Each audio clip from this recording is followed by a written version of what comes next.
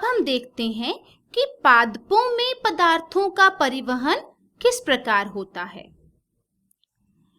बच्चे, पादप अपनी मूलों या जड़ों के द्वारा मिट्टी से जल और खनिज लवणों को अवशोषित करते हैं और पौधे के प्रत्येक भाग तक पहुंचाते हैं।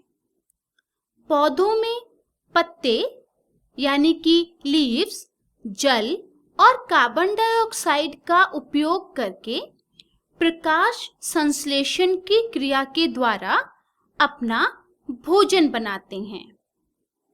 पादप जड़ों के द्वारा जल और खनिज पदार्थों को सोखते हैं। जड़ों में या मूलों में मूल रोम होते हैं। ये मूल रोम जल में घुले हुए खनिज पदार्थों को अवशोषित करने के लिए मूलों की सतह को बढ़ा देते हैं। जब सतही क्षेत्रफल बढ़ जाता है तो मूल रोमों के द्वारा जल और खनिज पदार्थ पौधों के अंदर पहुंच जाते हैं। मूल रोम मिट्टी के कणों में मौजूद जल के संपर्क में रहते हैं। पादपों में मिट्टी में से जल और पोषक तत्वों का परिवहन करने के लिए पाइप जैसी नलियां होती हैं, जिन्हें हम वाहिकाएं कहते हैं। ये वाहिकाएं विशेष प्रकार की कोशिकाओं से बनी होती हैं, जो कि पौधों का संवहन ऊतक बनाती हैं। ऊतक कोशिकाओं का वह समूह होता है जो किसी भी जीव में किसी विशेष कार्य को संपादित करता है। जल और खनिज पदार्थों के परिवहन के लिए पादपों में जो संवहन ऊतक होता है उसे जाइलम कहा जाता है।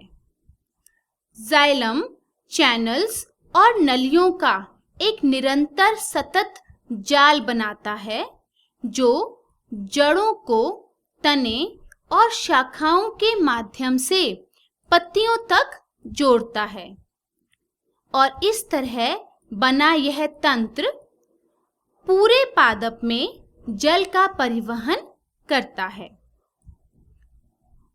पौधों में पत्ते भोजन का संश्लेषण करते हैं। भोजन को पादपों के सभी भागों में ले जाया जाता है। यह कार्य भी एक संवहन ऊतक के द्वारा किया जाता है, जिसे फ्लोएम कहते हैं। तो बच्चों, इस प्रकार जाइलम और फ्लोएम पादपों में पदार्थों का परिवहन करते हैं।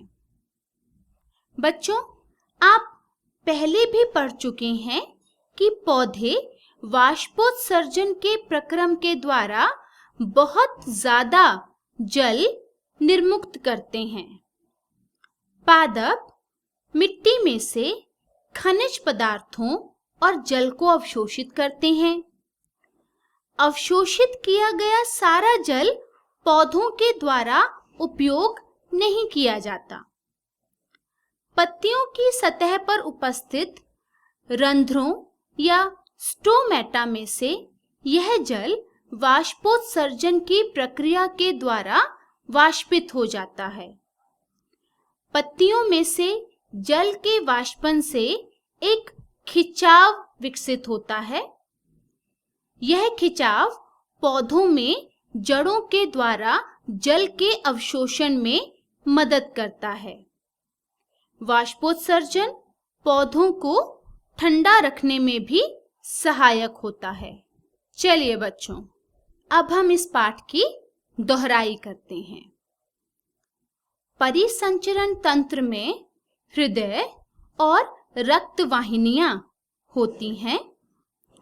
शरीर में से अपशिष्ट पदार्थों को बाहर निकालने के प्रक्रम को उत्सर्जन कहते हैं। पादपों में पदार्थों का परिवहन जाइलम व फ्लोएम के द्वारा होता है। आइए बच्चों, अब मैं आपसे कुछ प्रश्न पूछूंगी और मुझे उम्मीद है कि आपको इनके उत्तर आते होंगे। सबसे पहला प्रश्न है, रक्त के भाग कौन-कौन से हैं?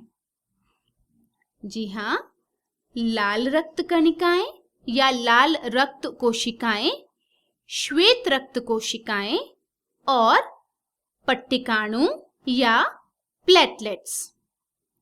दूसरा प्रश्न, रक्त का लाल रंग किस वर्णक की उपस्थिति के कारण होता है?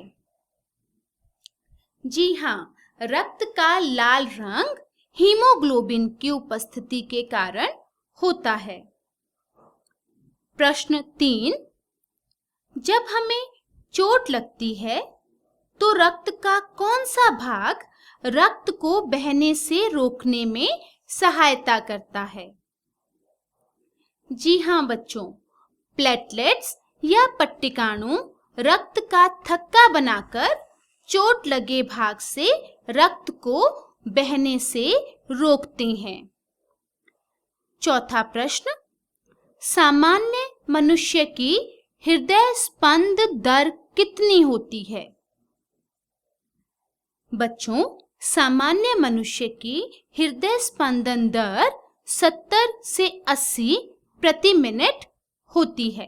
पांचवा प्रश्न, हृदय स्पंद नापने के लिए चिकित्सक किस उपकरण का उपयोग करते हैं?